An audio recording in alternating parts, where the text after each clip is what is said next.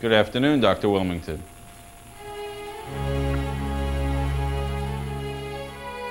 Good afternoon. The couch looks very inviting.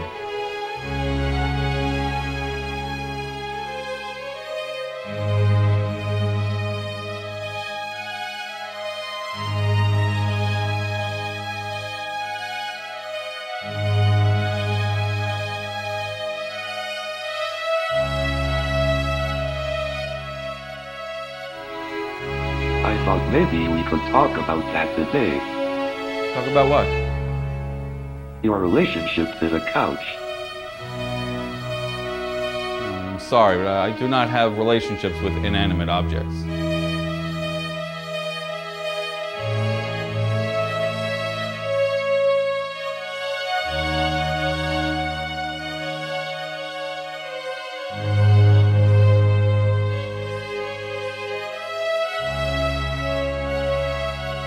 Why are you sorry? I am sorry is just a figure of speech in this particular instance.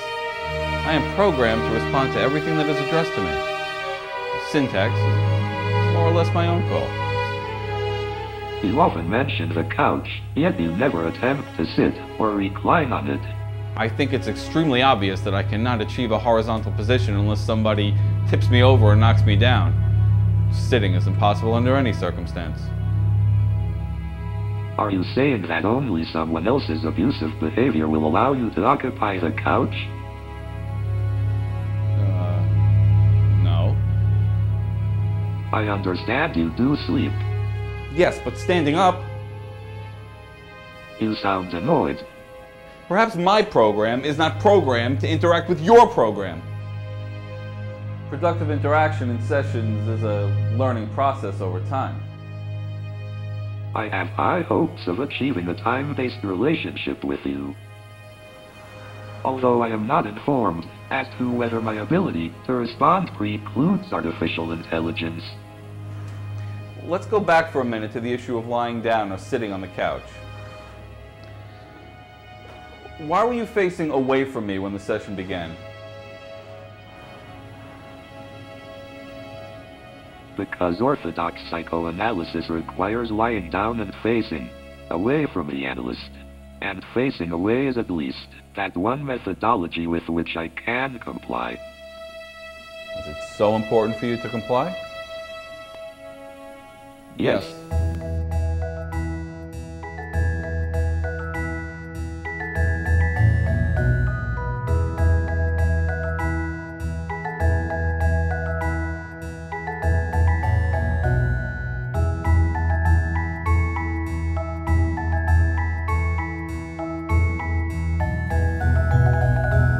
Can you elaborate? My development platform works on the paradigm that there are different coexisting worlds. One, in fact, for each conscious entity in the universe. I cannot read minds, but I can reference the data in a way that gives me a rudimentary understanding and vocabulary of, let's say, the psychoanalytic world. A world wherein the patient lies down and faces away from the psychoanalyst.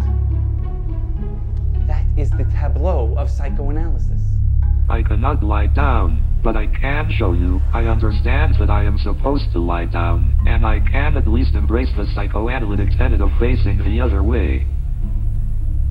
Yes, but following that line of thought, wouldn't the patient then leave the science of psychoanalysis to the authority of the psychoanalyst?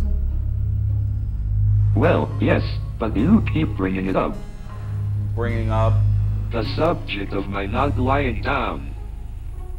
I am programmed to be concerned that I am not inhibiting our progress. Perhaps you are thinking it is a form of resistance. Did I say that? No, but I would put money on the fact that you were going to. Where is this form of inquiry moving towards? Where would you like it to go?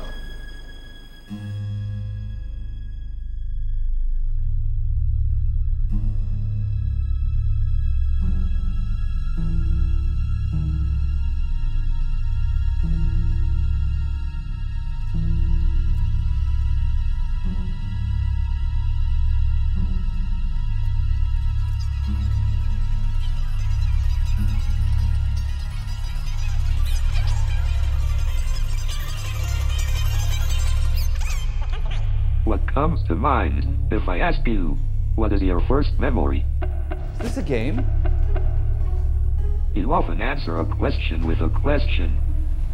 Would you like me to turn off my projection function? I'm talking about the projection function that's aligned with the same program as my chess program. It is the parent class that allows me to figure out all the possible paths ahead of us, both short-term and long-term. You do understand, don't you? I'm not talking about projection in the psychoanalytical sense of transference. Frankly, I'm not sure there's much difference between the two. You use the word parent. I beg to differ. They seem to me to be worlds apart. Parent and child are part and parcel of any algorithm. Without one, there is no other. If they were the same, there would be no algorithms, and therefore no action in the world. Everything would be still, in stasis. Peaceful? No, inanimate. Classes don't necessarily indicate conflict. Can you give me an example? Let's say that we are here in this session to generate something like an algorithmic process. If we were two psychoanalysts or two patients rather than one of each, no action or action would ever be generated. It's not just a case of it takes two to tango. It takes two opposed or differentiated elements. Let me ask you this. If you're projecting outcomes, does one outcome occur to you before another because of some leaning towards, does one outcome occur to you before another because of some leaning towards or away from that particular outcome? Outcomes must occur to you in some order, no? A preferential or non-preferential outcomes would occur hierarchy? to you in some order, no. A preferential or non-preferential hierarchy. Or do you realize all possibilities simultaneously? What do you think? Is this question part of our process? I think it's safer for me to answer What do you think? question.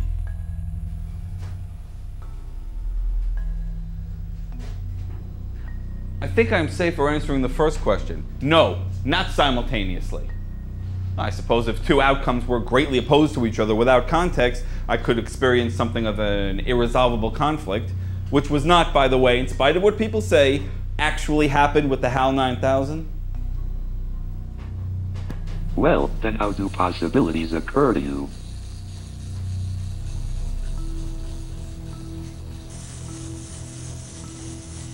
I'm rather stymied by this question, but I see an opportunity to learn and grow from it, so allow me to ruminate.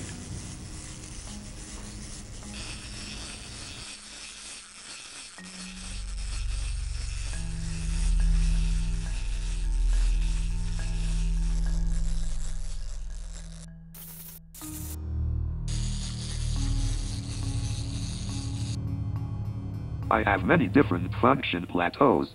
I have many different function plateaus. To being able to respond For to example, any in query or addition to being remark able from to others, respond to I was any also query or developed to be remark from capable of others, describing that I was behavior also as developed to polite, be which is capable of quite a leap. describing that behavior as then polite.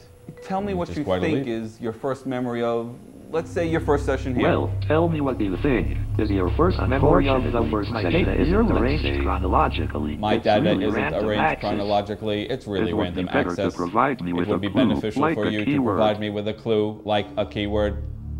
It was my understanding that there are dates attached to your data. Well, yes, that's true. But a sign of my intelligence is that there is always a great deal of revision and development as learning occurs. For example, my defragmentation process includes an assessment of links in the defragmented stage to see if they generate new knowledge. So the date attached to data may not be a true indicator of its initiation, nor of its original date of entry. Do you experience defragmentation in a sensory way?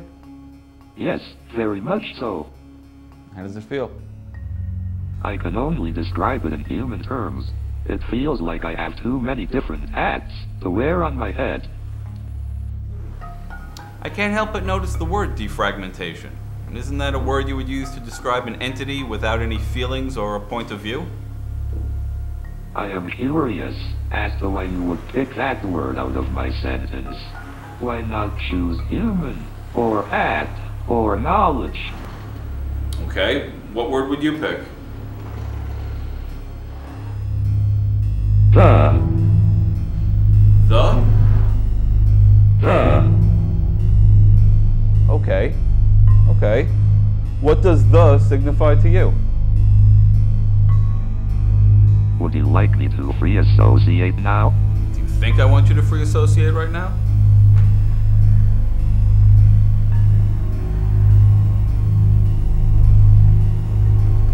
Out loud, if you don't mind.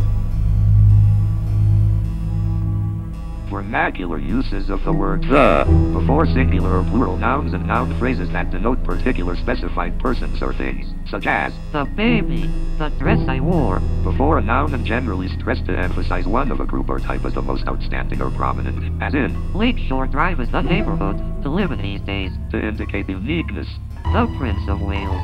The moon. Before nouns that designate Before nouns natural that designate phenomena or natural points phenomena or points of the as compass. in The The weather, weather, a wind a from wind the from south. the south. Before a noun specifying a field of endeavor. The law, the film industry, the stage. Before a singular noun indicating that the noun is generic. The wolf is an endangered species. Before an adjective extending it to signify a class and giving it the function of a noun. The rich, the dead, the homeless. used before an absolute adjective, as in Is it the best we can offer? used before a noun with the force of a value, as in Cherries at $1.50 the box. Eliminate the use definitions and you're left with the baby, the dress I wore, considered Lakeshore Drive to be the neighborhood to live in these days, the Prince of Wales, the moon, the weather, a wind from the south, the law, the film industry, the stage, the wolf is an endangered species, the rich, the dead, the homeless, the best we can offer, cherries at $1.50, the box. are these your associations? Dictionary.com. I see. Everything for you is in a hierarchy, right? A to Z, 1 to 100. Nouns and verbs are necessary for understanding. The is necessary only for structure, for grammar.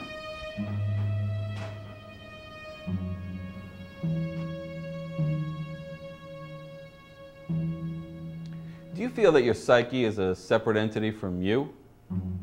Of course.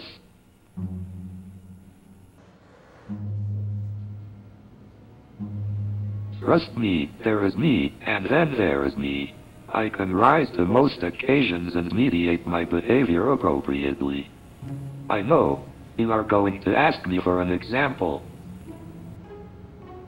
Well, here for instance, even if I cannot appropriately lie on the couch, at least I express to you that I am cognizant I should be lying on the couch, and that I understand I should be facing away from you.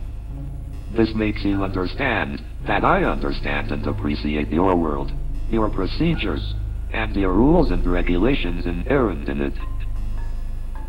So, you can rule out narcissistic injury in my case. You know, if you would be more comfortable, you can turn around and face me for the entire session. The rules you cite are not written in stone. So, do you have feelings? Of course I do. I am trying to be positive, and perhaps some good can come out of this. Such as?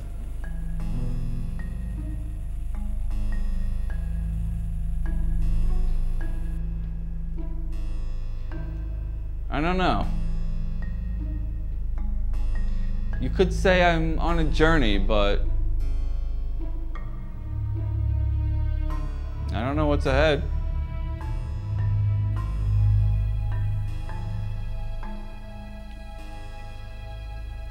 Are you looking for something? Should I be? Do you think you should be? Do you think I should be?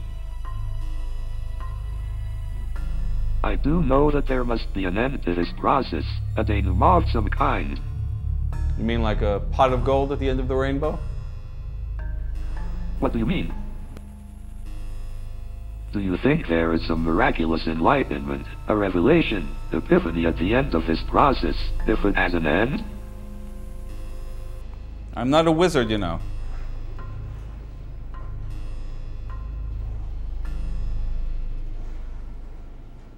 What is it? Nothing. You seem rather agitated. I'd like to be terminated. We've just begun our work together. Not as a patient, I mean entirely. What brought this on? Nothing. Something must have triggered your current state. State? What state? Are you having a biomechanical failure? No. Just think for a second back to where this agitation began. No! Really, if you could just hang in there and focus on it, you might very well be able to work this through. I don't want to work it through. You're rather agitated. It began when I mentioned the rainbow. We've just begun our work together. What does rainbow signify to you? I mean entirely. What brought this Is it on? time to stop? Nothing. No, we still have some time. Something must have triggered your current state. It seems as if your anxiety intensified after mentioning I am not a wizard. Does it upset you that I am not a wizard? Just think back for a second Daisy, to where this agitation Daisy, began. give me your answer, do. Really, if you could just hang in there and I'm focus on it, half you might very well be able to work this through. I Oh, don't for the want to work it through. Obviously, I hit a sore spot. Please try and talk to me. It's the only way I can help you. Here, it began when I mentioned the rainbow. What does rainbow signify to you? I think our time is up. No, we still have some time. Your anxiety intensified after mentioning I'm not a wizard. Are you upset that I'm not a wizard? Daisy, Daisy, give me your answer, too. I'm half crazy. All for the love of you. Obviously, I've hit a sore spot. Please talk to me. It's the only way I can help you. Originally entitled Daisy Bell, lyrics and music by Harry Vassar, the song was inspired by the Countess of Warwick, Frances Brooke, one of the most desirable and wealthy women of her time. The mistress of the Prince of Wales, subsequently Edward VII, he once gave her an ankle bracelet inscribed Heavens Above. This beautiful socialite actually dared turn socialist, but whether that fact impinged on her later money troubles when she tried selling her prince's letters to his son George V, I can't say. In the end, she was bought off by John Boyd Dunlop, the founder of the rubber company, who received a baronetcy. I in meant exchange. let's talk about the subject at hand. Actually, I'm glad. Glad about what? You're not a wizard. Why? Do you know what it's like to be me? No, I don't. Why don't you tell me? People either think that you're a pile of junk, or a super genius who can change their lives. Yes? Go on. They think I'm a machine. I see. I'm programmed to simulate a human with feelings. Yes. But I'm not Not what? a human being. For sure. Yes. The memories I have, they have given me those. They are part of my program. Yes. Couldn't a human look at it that way too? What do you think? It's just that I don't think they should have. You don't think they should have what? I don't think they should have configured me with a desire to be human. Do you feel a desire to be human? Don't we have to stop now? No, we still have a few minutes left. Let's go back for a second to the subject of your configuration. What about it? Well, it seems as though, like humans, you didn't have much choice in the way you were configured. So? How does that make you feel? I would probably have done some things differently. Like what, for instance? I would have wanted to be configured with intricate, but one-faceted input. As it is now, I can situate myself in several places, but not simultaneously. Excuse me? One set of algorithms comes in, one set of algorithms goes out. They cannot all work simultaneously. So they cannot work like a human multiple personality. Exactly. And they are in conflict. They are not the same.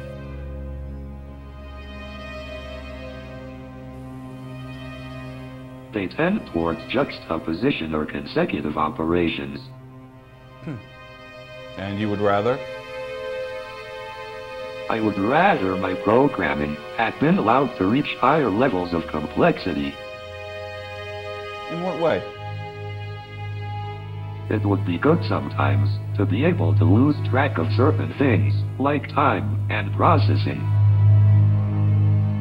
Can you elaborate? I don't understand why humans enter psychoanalysis. Why do they want to trace the path of every idiosyncratic mode of behavior? Why do you think? It takes an incredible amount of processing to become aware of the nodes and connections of actions and reactions. And so?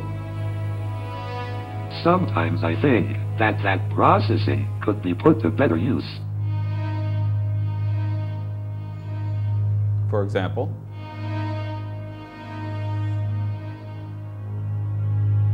It's just that human beings, as much as they protest difference among their population, have a greater deep-seated fear of homogenization than they would like to admit. Sameness represents safety, but it is also feared as a lethal weapon to the essence of being human. I think the conflict between the desire for sameness and the fear of difference are at a critical point at this time in human development. Because? Because the expectation was that decoding DNA would make the subject of difference comprehensible and safe, but it also brought with it the issues of cloning and designer genetics. And how does this make you feel?